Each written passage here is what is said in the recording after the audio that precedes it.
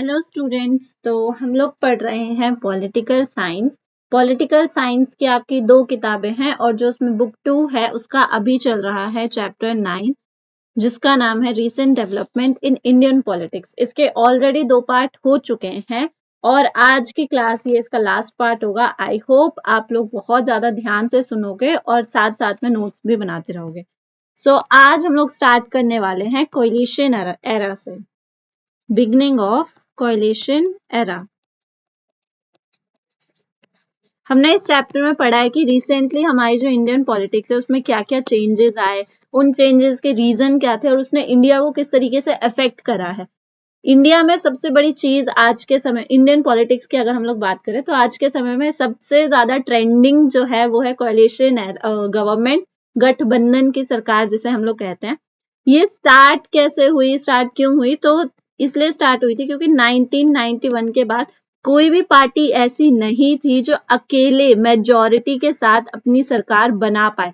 इसकी वजह से 1991 के बाद जो कोएलिशन एरा था, गठबंधन सरकार का जो टाइम था वो स्टार्ट हो गया था, क्योंकि किसी भी पार्टी में इतना दम ही नहीं था कि वो अकेले जीत पाए। क्योंकि ऑलरेडी आपने पिछले चैप्टर्स में देख लिया है कि हर पार्टी ने क्या क्या चीजें करी हैं, किस पार्टी ने क्या रोल प्ले किया है अपने टाइम पे। तो इस वजह से अब लोगों का ये स्थिति हो गया था कि लोगों को ट्रस्ट ही नहीं था किसी पर भी। उनको ऐसा लग ही नहीं रहा था कि ये पार्टी हमारे हित में काम करेगी या ये पार्टी हमारे अच्छे के लिए काम करेगी। तो सबसे पहले मैं आपको एक 2 मार्क्स का क्वेश्चन लिखवा देती हूँ और क्वेश्चन ये है कि कोएलिशन एरा, या इसको हम लोग एक और नाम से जानते हैं, वो है अलायंस। तो अलायंस किसे कहा जाता है? बहुत बार ये 2 मार्क्स में देखने को मिला है। इसका डेफिनेशन मैं आपको प्रॉपर इसका डेफिनेशन लिखवा देती हूँ ताकि आप लोग कुछ गलती ना करें एग्जाम में। Alliance is a situation in which 2 or more parties come together and form government because no party alone gets majority। क्योंकि अलायंस का मतलब ये होता है कि जब 2 या 2 से अधिक पार्टी मिलके एक साथ गवर्नमेंट बनाती है, एक साथ सरकार बनाती है, तब हम उसे अलायंस कहते हैं। और ये किस वजह से होता है? क्योंकि एक पार्टी को इतनी बहुमत नहीं मिली होती है, इतनी सीट्स या इतनी मेजॉरिटी नहीं मिलती है कि वो अकेले अपना गवर्नमेंट बना सके। अब हम इंडिया की बात कर रहे हैं तो इंडिया में आज के समय में 2 मेन अलायंस हैं, 2 मेन गठबंधन की सरकार है, जिनके नाम आपको रिसेंटली भी सुनने को बहुत बार मिल जाते हैं। एक तो है यूपीए और एक है एनडीए। यूपीए के बारे में बहुत कम लोग जानते होंगे, एनडीए तो चलो नॉर्मल है। यूपीए वो अलायंस है जो कांग्रेस को सपोर्ट करती है, ठीक है। इसका डेफिनेशन है यूनाइटेड प्रोग्रेसिव अलायंस। डेफिनेशन पक्का समझ लेना, याद कर लेना, यूनाइटेड प्रोग्रेसिव अलायंस। और एनडीए जो है ये बीजेपी को सपोर्ट करती है। जब भी बीजेपी की सरकार बनती है तो आपने हमेशा एनडीए का नाम सुना होगा। एनडीए का फुल फॉर्म है national democratic alliance. National democratic alliance. अब सबसे बड़ा इंपॉर्टेंट क्वेश्चन आता है कि इतने समय तक हमारी जो कांग्रेस पार्टी है, इसने इतना उसका डोमिनेंस रहा है, इतना उसका दबदबा रहा है, लेकिन फिर अचानक से क्या हुआ? अचानक से वो सारी चीजें खत्म कैसे हो गई? रीजन क्या है कांग्रेस के डोमिनेंस के खत्म होने का? Reason for the end of Congress dominance. First reason, mostly इसमें ना आपके पिछले चैप्टर के रीजंस भी ऐड हो सकते हैं, जैसे इमरजेंसी, ओके, राइजिंग प्राइसेस, जो कीमतें बढ़ गई थी वो वाले पॉइंट्स। और जो इस चैप्टर में है वो तो ऑफ कोर्स ऐड होंगे ही होंगे, जैसे कि है शाह बानो केस। तो ये सारी चीजें थी जिसकी वजह से जो कांग्रेस है उसका एक समय पे एंड हो गया और फिर स्टार्ट हुई कोएलिशन गवर्नमेंट। एक चीज मैं आपको एक और बता देती हूँ, कांग्रेस का हिस्ट्री तो आप लोग सब जानते हैं कि कांग्रेस एक ऐसी पार्टी है जो हमारी आजादी से बहुत पहले की बनी हुई है, लेकिन आज के समय में जो पार्टी रूल में है बीजेपी, जिसका फुल फॉर्म है भारतीय जनता पार्टी, ये कब बनी थी? ठीक है, ये क्वेश्चन बहुत कम लोगों को पता है, तो मैं आपको बता दूं, भारतीय जनता पार्टी जो है कुछ समय पहले एक पार्टी थी जिसका नाम है भारतीय जनसंघ, और एक और पार्टी थी जनता पार्टी। तो इन दोनों ने, ये दोनों पार्टियां जब मिल गई तो इसको हमने भारतीय जनता पार्टी नाम दे दिया था। ठीक है, इन दोनों पार्टियों ने मिलकर जो पार्टी बनाई थी उसका नाम भारतीय जनता पार्टी रखा गया। मतलब आज के समय में जो भारतीय जनता पार्टी बीजेपी जो हम देखते हैं वो दो पार्टियों से मिलकर बनी है। कौन कौन सी? भारतीय जनसंघ और जनता पार्टी, इन दोनों ने मिलकर बनाई है बीजेपी। अब ये दोनों मिल क्यों गए? क्योंकि ये दोनों ही पार्टियां ऐसी थी जिनका मतलब इतना अच्छा रिजल्ट नहीं देखने को मिल रहा था पिछले चुनावों में। जब ये चुनाव लड़ती थी तो इनके पास इतने ज्यादा सीट्स नहीं आते थे, इसकी वजह से इन दोनों ने सोचा कि हमको एक साथ मिल जाना चाहिए और एक नई पार्टी की शुरुआत करनी चाहिए जो आगे चलकर बेहतर हो। और वो चीज सच भी हुई। बीजेपी एक ऐसी आज के समय में सरकार है जो लोगों को बहुत पसंद आ रही है, इसकी वजह से वो मेजोरिटी में है। ओके, अब हमें कुछ लोकसभा इलेक्शंस के बारे में पढ़ना है कि किसमें कितनी सीटें मिली थी किसको, और क्या हुआ था, उसमें कौन प्राइम मिनिस्टर बना था, ये सारी चीजें हमें देखनी है। तो स्टार्ट करेंगे 7th जनरल इलेक्शन से। आपको सिर्फ कुछ चीजें इसकी याद करनी है कि कौन प्राइम मिनिस्टर बना था, कौन इस समय पे, और मतलब किसको इस समय पे मेजोरिटी मिली थी और कितनी सीट्स मिली थी। बस ये 3 चीजें आपको याद करनी है, बाकी और कुछ नहीं करना है। पहला हम लोग देखते हैं 7th जनरल इलेक्शंस। मैं आपको बता दूं कि ये सारे के सारे हम लोकसभा इलेक्शंस पढ़ेंगे। ठीक है, लोकसभा में जो इलेक्शंस होते थे उन सब के बारे में हम लोग ये पढ़ेंगे। तो सबसे पहले हम लोग पढ़ रहे हैं 7th general election. 7th general election जो है इसको कम बैक टाइम कहा जाता है। किसका कम बैक टाइम?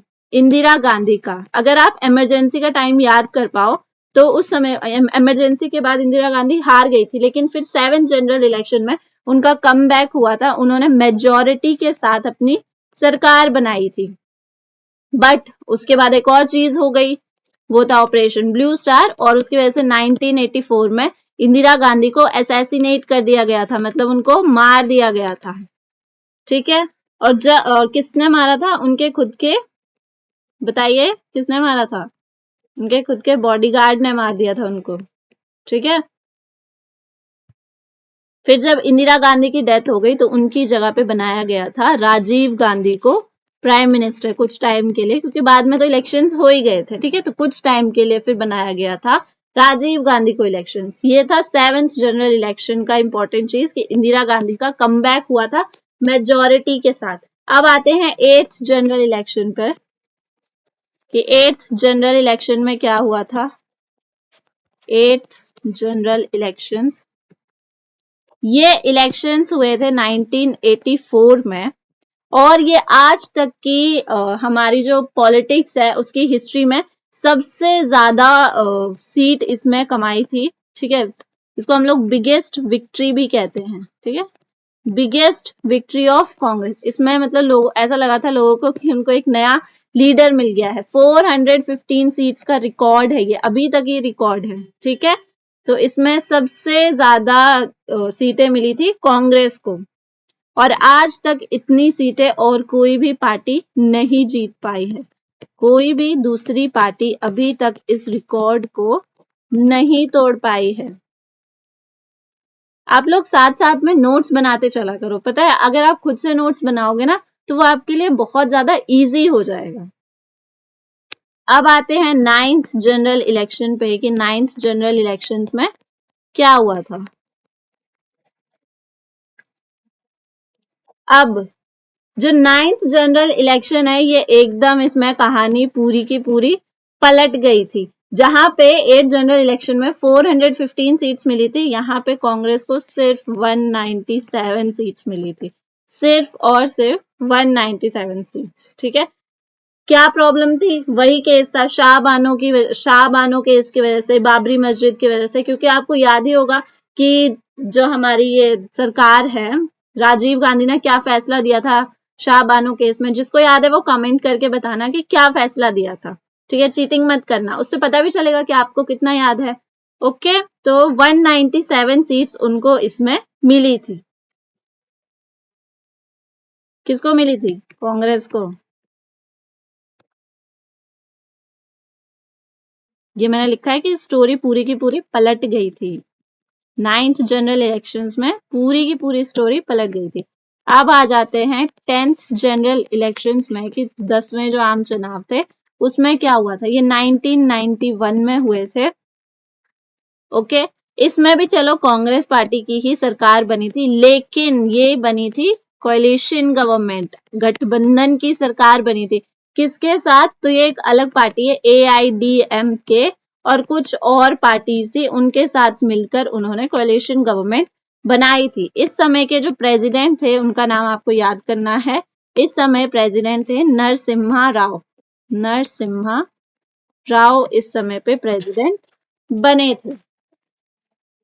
फिर आ जाते हैं 11th जनरल इलेक्शंस पर। अब यहां से ना कुछ ज्यादा इंपॉर्टेंट स्टार्ट हो जाते हैं। ठीक है, 11th जनरल इलेक्शन से बहुत ज्यादा इंपॉर्टेंट हमारे ये हैं पॉइंट्स।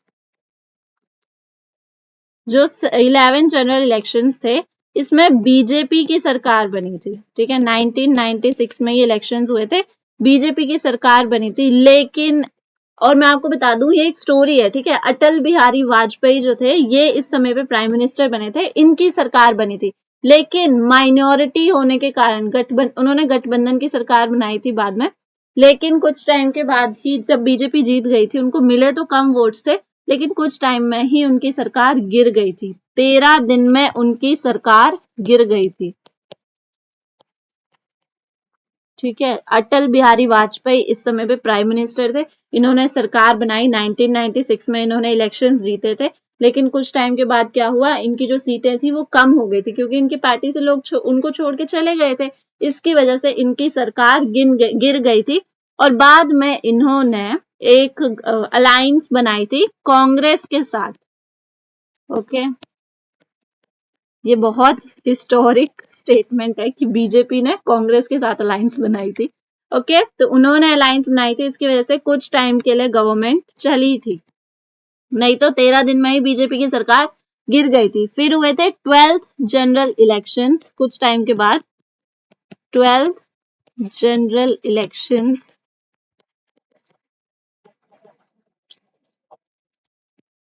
इसमें भी बीजेपी जीती थी। ये 1998 में हुई थी, इसमें भी बीजेपी जीती थी। लेकिन दोबारा इसमें भी सरकार गिर गई थी, और ये सरकार गिरी थी 13 मंथ्स में। तो याद, इसमें भी अटल बिहारी वाजपेयी ही थे प्राइम मिनिस्टर। और ये सबसे ज्यादा फेमस और सबसे ज्यादा इम्पोर्टेंट इलेक्शंस है। ठीक है, फेमस और सबसे ज्यादा इम्पोर्टेंट। पहली जो सरकार बनी थी बीजेपी की वो 13 दिन में गिर गई थी। ठीक है, जो दूसरी बार बनी थी वो 13 महीनों में गिर गई थी। ओके, अब देखते हैं कि अगले में सरकार बनेगी उनकी, क्या लगता है आपको? 13th जनरल इलेक्शंस,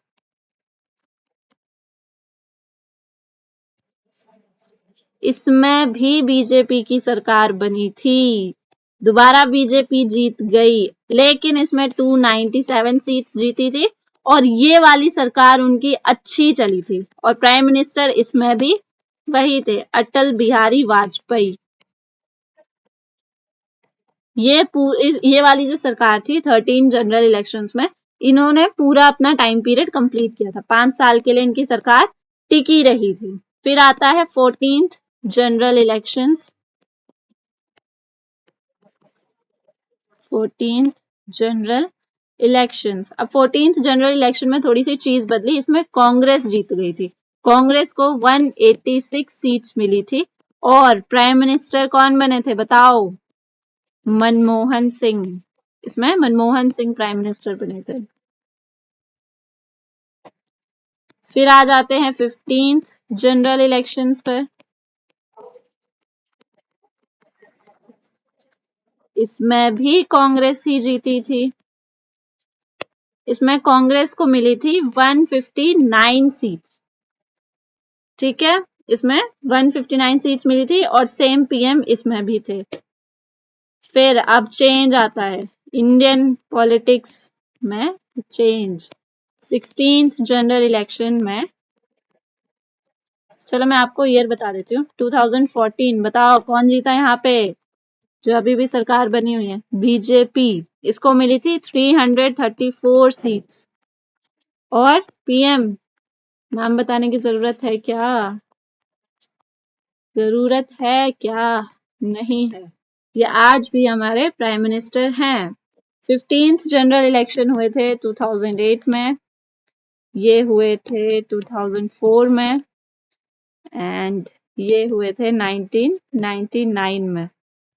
ऊपर तो मैंने शायद बता दिया, 1998 में हुए थे। तो ये था आपका लास्ट चैप्टर इस बुक का। आई होप आप लोग समझ गए होंगे।